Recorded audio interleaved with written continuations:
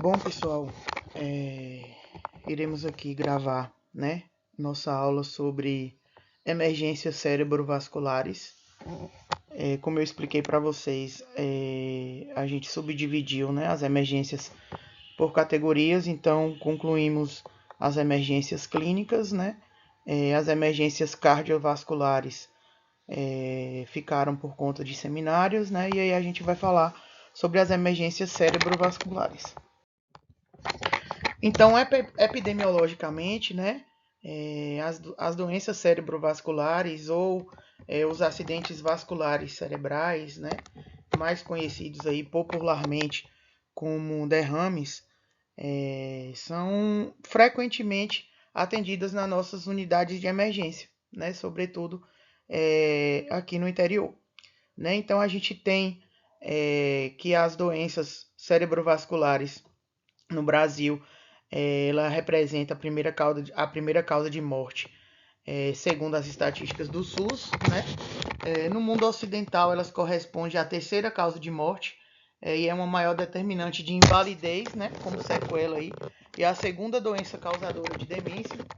E o percentual de morte das doenças cerebrovasculares em pacientes hospitalizados varia de acordo com a assistência médica, né? Sobretudo, varia de acordo ao local, né, que esse paciente se encontra, para saber aí que tipo de subsídio a gente vai ter para atender esse paciente. No Brasil, em alguns hospitais onde existe, né, o serviço neurológico, as taxas de letalidade se assemelham às de dos melhores centros do mundo, né? Ou seja, é uma patologia aí, né, uma enfermidade tratável, né? Como vocês podem observar, obviamente que vão ter aí os casos, né, mais graves, mas que a gente observa que a gente, com um bom aparato, com um bom recurso, a gente consegue sim resolver, né? Porém, essa não é a realidade na maioria dos nossos hospitais, né?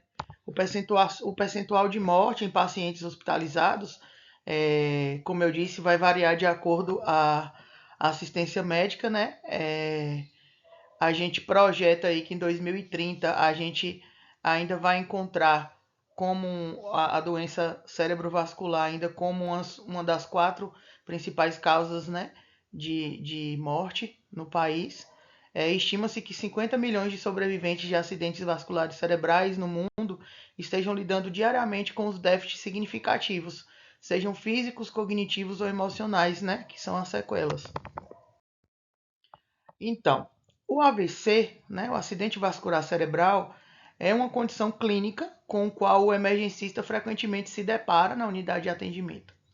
Por tratar-se de comprometimento de um órgão nobre, né, que é o cérebro, requer atendimento adequado com procedimentos médicos o mais brevemente possível para minimizar as sequelas e as complicações que vão advir desse quadro clínico. Porém, né, a prevenção a gente sabe que ainda é a estratégia mais efetiva na redução da morbimortalidade, identificando e manejando precocemente os fatores de risco a essa condição, como a pressão arterial, né, a dislipidemia e a diabetes, as doenças coronarianas também, tabagismo e a FA, a fibrilação atrial.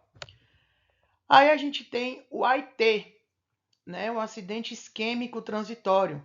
Ele é caracterizado por uma instalação rápida de um déficit neurológico, com duração entre 2 a 15 minutos, não mais que 24 horas, com recuperação completa após esse período. Ora, pois. Como assim? Vamos lá. O AIT, ele é comum, tá? Muito comum de acontecer. E ele, apesar dele te apresentar sintomas, né, muito característicos e muito semelhantes a um AVC, ele tem o grande X da questão aí, que ele não perdura mais que 24 horas, tá? E esse paciente, ele se recupera 100%, tá?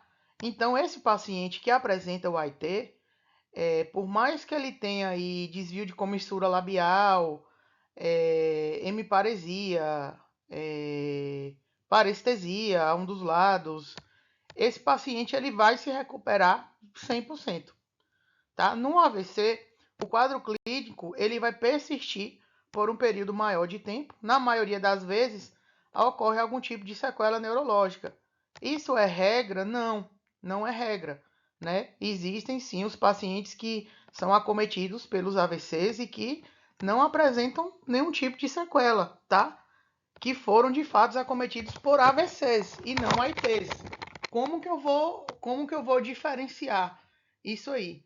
O sintoma do AIT, ele é restrito a essas 24 horas. Ele não perdura por um longo período de tempo, tá? Os sinais e sintomas também são dependentes de qual artéria sofreu lesão, podendo ser uma lesão isquêmica ou hemorrágica. Muitas vezes, a obstrução de uma pequena artéria perfurante pode ter um efeito mais intenso e permanente do que a oclusão de um ramo maior, que existem compensações pela circulação colateral, tá? Já o acidente vascular cerebral encefálico, a gente tem aí um prejuízo neurológico agudo que se segue à interrupção no fornecimento de sangue para uma área específica do cérebro. A rapidez no reconhecimento e encaminhamento para o serviço de urgência e emergência desse paciente, ela é primordial em todos os casos, ela é mandatória para todos os pacientes, né? Ela é de suma importância. Devemos enfatizar que os primeiros cuidados com o tratamento inicial de suporte e vigilância do estado hemodinâmico são primordiais para o segmento do quadro possível tratamento de reperfusão para o AVE-AVC isquêmico agudo, trombolíticos, né? Salvo os critérios de inclusão e exclusão. Então, o que a gente tem que entender? Os primeiros cuidados com esse tratamento, né, de paciente que é acometido pelo AVC, de suporte, né, do estado hemodinâmico do paciente, eles são primordiais para a gente entender de fato o AVC, né? Entender se ele qual a variação dele, ter uma noção do quadro dele para ter uma avaliação primordial, para ter uma avaliação para a gente entender e começar, digamos assim, suspeitar se é isquêmico, né, agudo, se ele é hemorrágico, porque se é um AVC isquêmico agudo, a gente tem aí o uso de trombolíticos, né? Precisam ser usados trombolíticos, obviamente que com alguns critérios de inclusão e exclusão desse tratamento. Então a gente vai entender.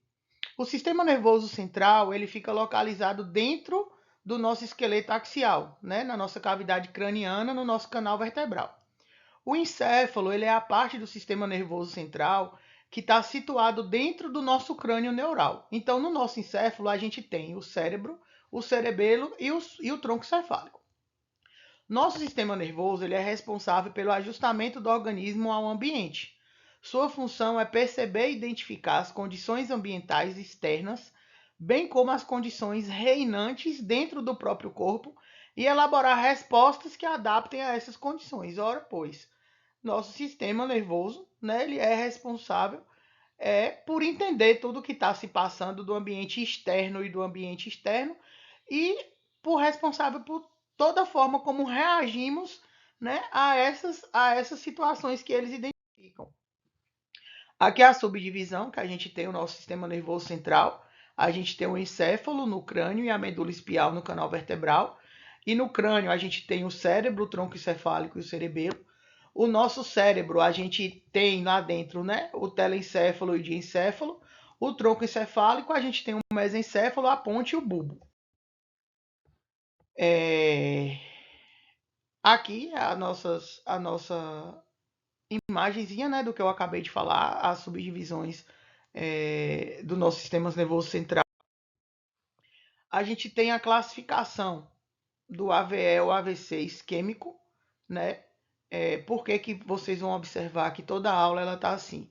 AVE, AVC, porque existem literaturas que tratam como acidente vascular encefálico e outras literaturas tratam como acidente vascular cerebral, exatamente a mesma coisa, tá? Então, o AVE, AVC isquêmico, ele é responsável por 87% dos casos, tá? Normalmente ele é causado aí por alguma oclusão, então algo oclui, né, uma artéria que leva uma quantidade significativa de oxigenação para o cérebro. E de que forma que pode ser essa oclusão? Pode ser um ateroma, pode ser uma trombose ou pode ser uma embolia, tá? E a gente tem o AVC hemorrágico, que ele é responsável por 13% dos casos, que vai ocorrer quando o vaso sanguíneo do cérebro ele se rompe, né, diferente do isquêmico, subitamente por um tecido circundante. O que que pode provocar o AVC, o AVC hemorrágico, né? A hipertensão arterial sistêmica, problemas de coagulação ou traumas, né? O tratamento fibrinolítico é contraindicado nesse tipo de AVC. Evita-se anticoagulantes, né? É o óbvio. Eu tenho um sangramento. Se eu usar anticoagulante, eu intensifico esse sangramento. Tá? Aqui a gente tem uma imagem ilustrativa, né, do AVC isquêmico e do AVC hemorrágico, tá? Essa imagem é muito interessante. Ali a gente tem no AVC isquêmico um trombo, um exemplo, né, de um trombo ocluindo ali uma veia, desculpa, uma artéria importante, né? Um vaso importante que leva aí uma quantidade de nutrientes, né, para o cérebro, e aí o cérebro sofre anóxia e aí se dá então o AVC isquêmico. Já no AVC hemorrágico, a gente tem aqui a ruptura, né, de um vaso sanguíneo e aí a hemorragia, né, se dando o AVC. As imagens, infelizmente, não são videozinhos, mas não estão abrindo, né? Aqui são vídeos ilustrativos dos AVCs, mas infelizmente não está rodando. A gente tem, então, após essa patologia instalada, a gente tem o território acometido por ela, né? E as apresentações. Então, a gente tem na parte carotídea, né? Por aterosclerose. A gente o paciente ele vai apresentar o quê, né? Quais os sinais e sintomas que esse paciente ele vai apresentar para a gente? Ele vai apresentar uma disfasia, né? Distúrbio na fala, a hemiparesia, a dificuldade de entendimento e da escrita, né? A dislexia, uma perda parcial ou completa da visão, hemianopsia, distúrbios de consciência, né? Alterações do nível aí de consciência, consequentemente alterações no comportamento e na conduta, né? Distúrbios de comportamento e de conduta e a cefaleia. Quando é vértebro-basilar, é a síndrome da artéria vértebro-basilar, se dá quando ocorre uma compressão das artérias vertebrais entre a C1 e a C7, impedindo o sangue de chegar, né, à artéria basilar. Então a gente tem aí alteração motora ou ataxia, a gente tem vertigem, distúrbio visual, dificuldade de deglutir, que é a disfagia, a cefaleia, distúrbios respiratórios e de consciência. Observem que os sintomas já começam a mudar, né? Quando a gente tem uma hemorragia intraparenquimatosa, né, ali no parênquima cerebral, podendo se estender para os ventrículos laterais e para o espaço subaracnoide. A gente tem alterações neurológicas, né, cefaleia, náusea, vômito, redução do nível de consciência e de níveis pressóricos elevados. Quando é uma hemorragia na subaracnoide, a gente tem cefaleia intensa súbita, geralmente com perda ou comprometimento da consciência, e sinais relacionados a uma disfunção cerebral mais difusa, porque nesses casos, né, o paciente apresenta uma irritação muito grande das meninges, né? Geralmente as hemorragias subaracnoides são os AVCs IS, né? Os AVCs Hs, os hemorrágicos de tratamento cirúrgico. E quais os fatores de risco, né? Quais os fatores de risco para o AVC e o AVE, ou AVE, né?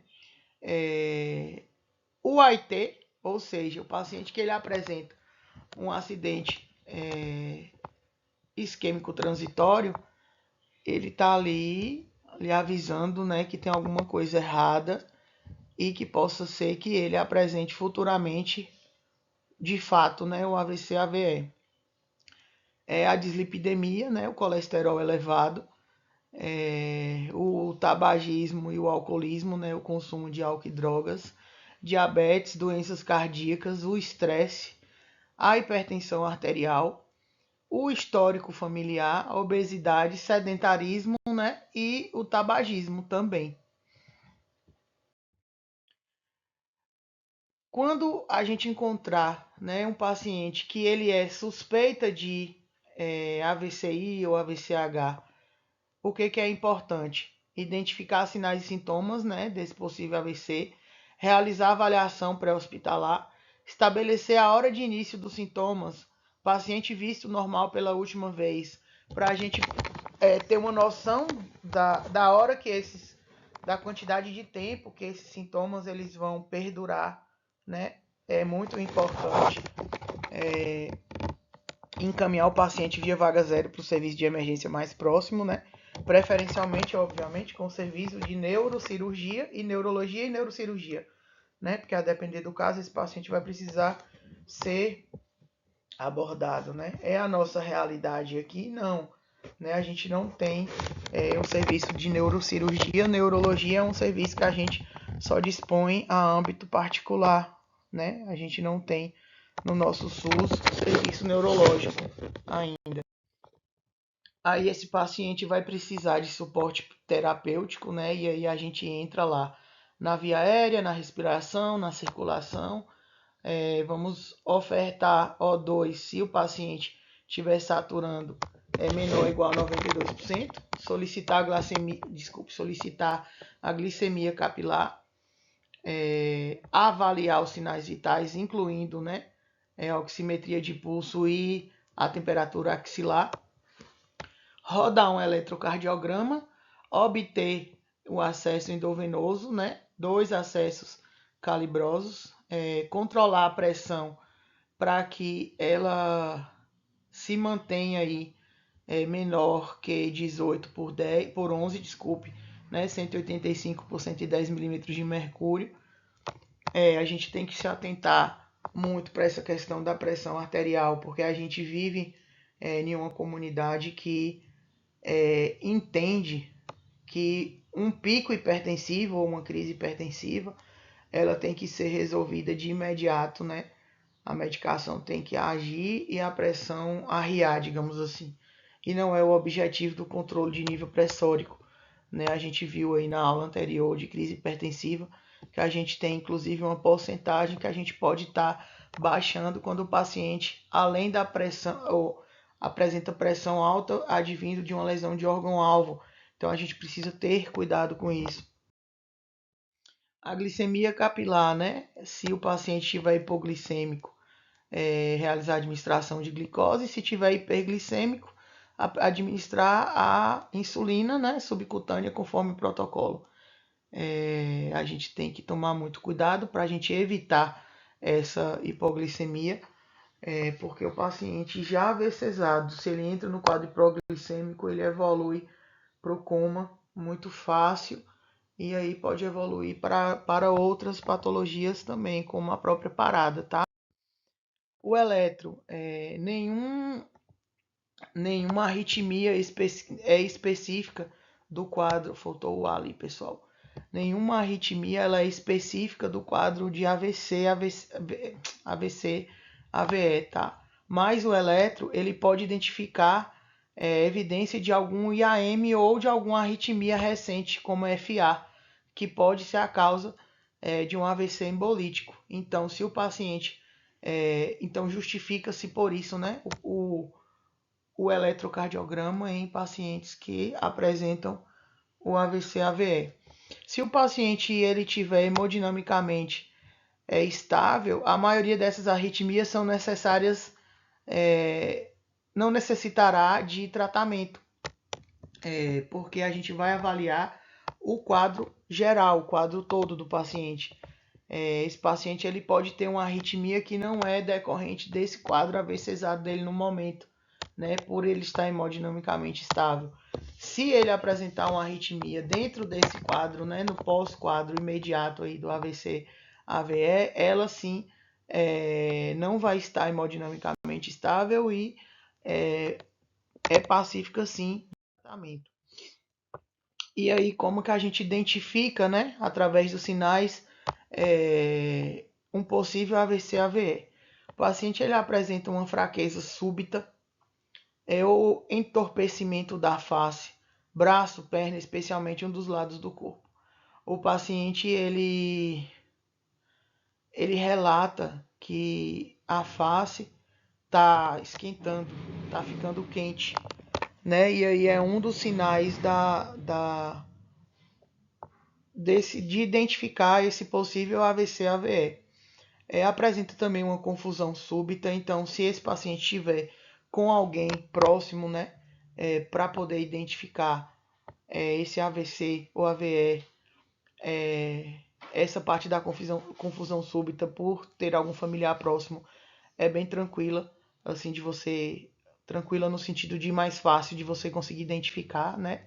Dificuldade para falar ou para compreender, então o paciente que estava falando e de repente ele não consegue mais desenvolver a fala.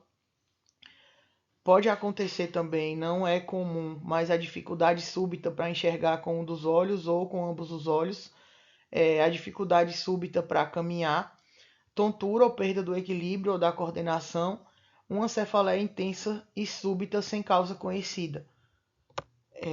Eu já presenciei um paciente que apresentou um AIT com todos esses sintomas.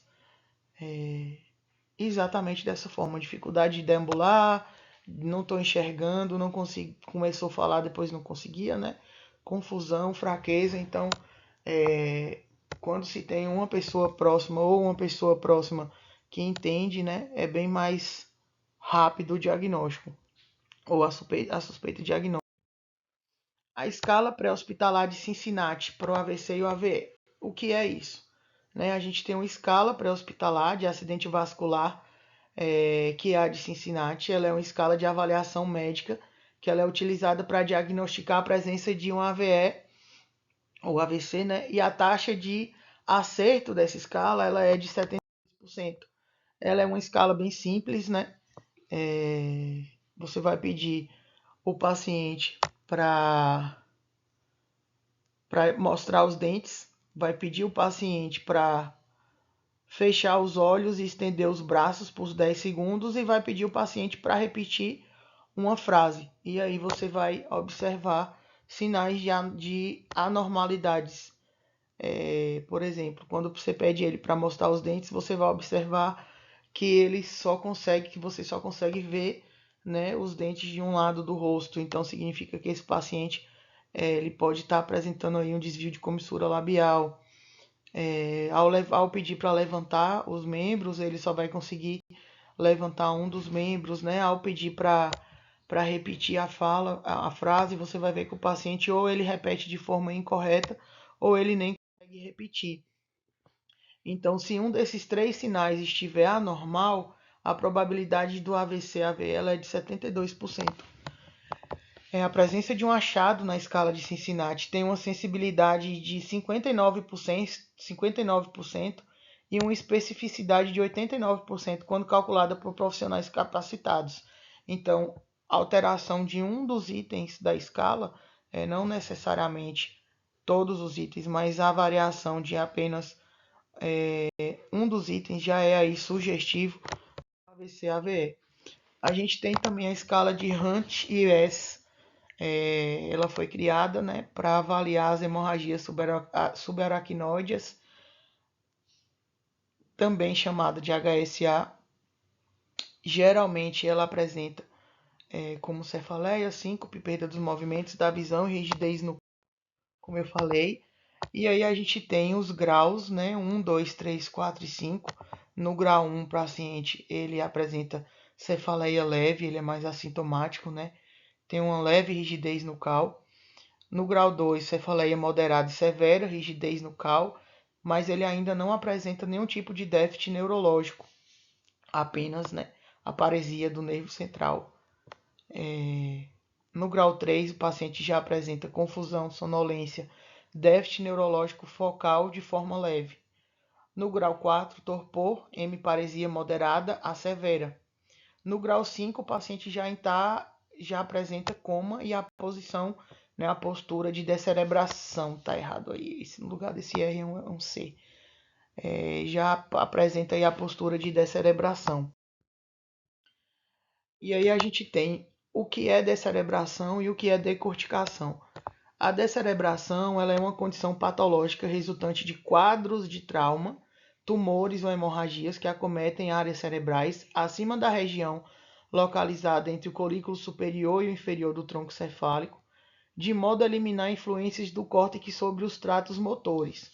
Já a decorticação é uma condição patológica resultante de quadros de tumores ou hemorragias que cometem áreas cerebrais localizadas acima do colículo superior, né? E não entre no tronco encefálico, de modo a eliminar a influência do córtex sobre os tratos motores. Quando o córtex perde influência ativadora sobre esses tratos flexores, por sua vez, eles se tornam inativos, levando à extensão dos 4 membros do indivíduo. Essa característica motora dos membros são levadas em conta na avaliação diagnóstica do coma traumático, né, que é feita através da escala de coma de Glasgow. Um indivíduo que apresente um quadro de descerebração já se encontra em coma grave, sendo que a descerebração tem prognóstico pior do que a decorticação. Aqui para vocês entenderem a postura de descerebração e a postura de decorticação. Observem que a postura de descerebração, a nossa lesão, ela não é, né, entre o córtex cerebral e o núcleo, ela é acima. Então a gente tem o predomínio, né, do núcleo vestibular, o predomínio dos extensores. Então, observe que o paciente, a vítima, ele apresenta uma flexão para fora, que a gente chama externa. Já na postura de decorticação, que a lesão ela é entre o córtex cerebral e o núcleo do rubro, esse paciente ele tem o predomínio dos flexores, né? Então, a gente observa que a posição do paciente é para dentro, né, interna. Então, a diferença aí entre a descerebração e a decorticação é o posicionamento, né, da lesão cerebral, onde essa lesão ela se encontra no cérebro da vítima e, consequentemente, a depender do local da lesão, a gente vai ter uma posição de extensor ou de flertor, tá? A prevenção secundária do AVC-AVE que a gente chama de antiagregação plaquetária.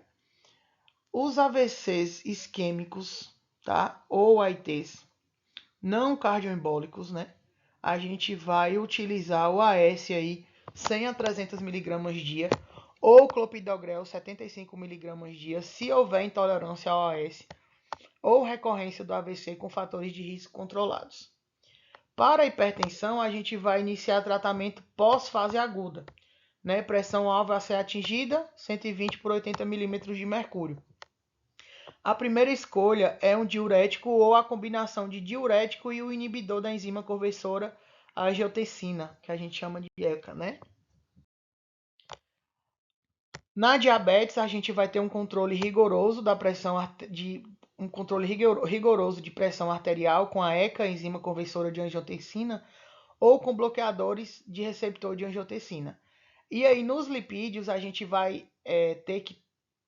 né, tentar manter aí, já que a dislipidemia ela é um fator de risco importante e significativo no AVC, a gente vai tentar manter aí um alvo que esse tipo de gordura fique aí entre 70 miligramas por decilitro. A glicemia ela tem que se manter normal ou próxima do normal, né? Então a gente vai ter que ter uma avaliação aí da nossa hemoglobina glicosilada para poder avaliar melhor esse paciente e manter ele dentro dos padrões mais próximos do padrões de normalidade. Os lipídios, né, os pacientes com AVCI ou AIT de origem presumidamente aterotrombótica devem usar a estatina, mesmo que apresente o colesterol normal, que a gente tem que tentar manter aí o LDL em maior que 100 miligramas por decilitro. Em pacientes com alto risco vascular, o alvo de LDL é maior que 70, né, miligramas por decilitro. Pacientes com doença cardiovascular estabelecida associada a múltiplos fatores de riscos maiores e mal controladas, especialmente a diabetes, né? Múltiplos fatores de riscos de síndrome metabólica, principalmente triglicerídeos, pacientes com doenças coronarianas, pacientes com estenose carotídea, são sugestivos aí de AVC aterotrombótico. Então a gente precisa manter todos os níveis, né, de colesteróis, né, seja o bom ou ruim, dentro desses padrões aí, porque a dislipidemia é importantíssima no sentido de prevenir, né, e o paciente que ele já está dislipidêmico, a gente vai precisar ter um controle mais rigoroso no pós-AVC. A FA, né, para os pacientes com AVC isquêmico e os AITs com FA persistente ou paroxística, devem iniciar a profilaxia com anticoagulação oral, né, e ajustar aí a dose de varfarina. O aumento da idade isoladamente não é contraindicação para o uso de anticoagulante oral. Ou seja, o paciente que tem uma idade mais avançada não tem contraindicação para anticoagular de forma por via oral, né? Apesar de não haver consenso da literatura, depois do acidente transitório ou AVC menor, a anticoagulação pode ser iniciada imediatamente. Casos moderados podem ser iniciados em 5 a 7 dias, quando a área infartada é extensa. O tempo mínimo para o início da anticoagulação pós-AVC é de algumas semanas, né? 2 semanas, recomendando-se análise individualizada de cada caso. Contraindicação social à anticoagulação oral. Dificuldade em aderir a esse controle, né? Que é a forma da medicação. A profilaxia deve ser feita com AS e clopidogrel. Em pacientes com contraindicação em anticoagulação oral, devido ao maior risco de sangramento cerebral, é recomendado apenas o AS, né, 30 mg por dia. E qual o tratamento para o AVC e o AVI, né? A gente tem os agentes anticoagulantes e antiplaquetários, tratamento profilático, né, dos AITs, a angioplastia, os stents e a endarterectomia, que é o tratamento cirúrgico da carótida, né, que é essa imagenzinha aí que a gente tem, inclusive, real, sendo retirada aí um ateroma da carótida. Nessa imagem lateral, a gente tem a implantação do stent, como que ela ocorre. A gente tem aí na primeira imagenzinha o fluxo, né, como que é o fluxo sanguíneo, e a gente observa que a gente tem uma placa de gordura superior e inferior que está diminuindo a luz do vaso. E aí a gente tem a inserção lá, né, do aparelhinho, né, é feito via CAT, né, e aí a gente tem a implantação do stent, né, que é essa redinha cinza que vocês estão vendo aí, que ela vai agir justamente protegendo ali o que ainda tem de luz no vaso e fazendo uma pressão para que essa gordura não consiga comprimir o vaso. As recomendações, né? A gente tem que ter uma dieta adequada nos pacientes AVCizados, repouso no leito, controle hidroeletrolítico rigoroso, analgesia e sedação sempre que necessário, porém não é o que a gente observa muito nos AVCs, controle de temperatura, glicemia e pressão, controle dos níveis pressóricos mesmo, né? A gente tem um tratamento fibrinolítico, né? E existem aí alguns critérios de inclusão e exclusão para pacientes com AVE e AVC isquêmico, que podem ser tratados com alteplase, né? Com essa medicação de 3 a 4,5 horas após o início do sintoma. Ele é um tromboembolítico, né? Um plasminogênio tissular. Os critérios de inclusão para a medicação. O diagnóstico de AVEI ou AVCI, causando um déficit neurológico mensurável, um ATC ou uma ressonância sem evidência de fato de nenhum sítio hemorrágico, né, para a gente confirmar esse tipo de AVC, se ele é de fato isquêmico, né, e início dos sintomas terem iniciado de 3 a 4,5 horas antes do início do tratamento. Os critérios para a gente excluir o uso da medicação: pacientes acima de 80 anos, com AVE, AVC graves, tomando anticoagulante oral independente, né? Histórico de diabetes e AVC isquêmico hemorrágico anterior. Então, um paciente que já tenha tido um AVC, esse segundo AVC, ele não pode usar medicação. História de sangramento ativo de qualquer sítio nos últimos 3 meses, ou que tenha realizado alguma punção lombar nos últimos 7 dias. O tratamento para o AVCH ou AVEH, a manutenção de via respiratória, né, oxigenação, prevenção e tratamento de complicações secundárias, e cirúrgico em alguns casos para remoção de coágulos, como a imagem que a gente mostrou aí. E quais as complicações secundárias? Esse paciente ele pode apresentar um novo sangramento, pode apresentar, né, vasoespasmo, hidrocefalia, crise convulsiva, complicação não neurológica como hiponatremia, elevação da pressão intracraniana, também elevação da PIC. São complicações secundárias ao AVEH. Ao AVEH, esse paciente ele pode sangrar novamente, né? E pode apresentar todas essas outras situações, mesmo que o paciente tenha realizado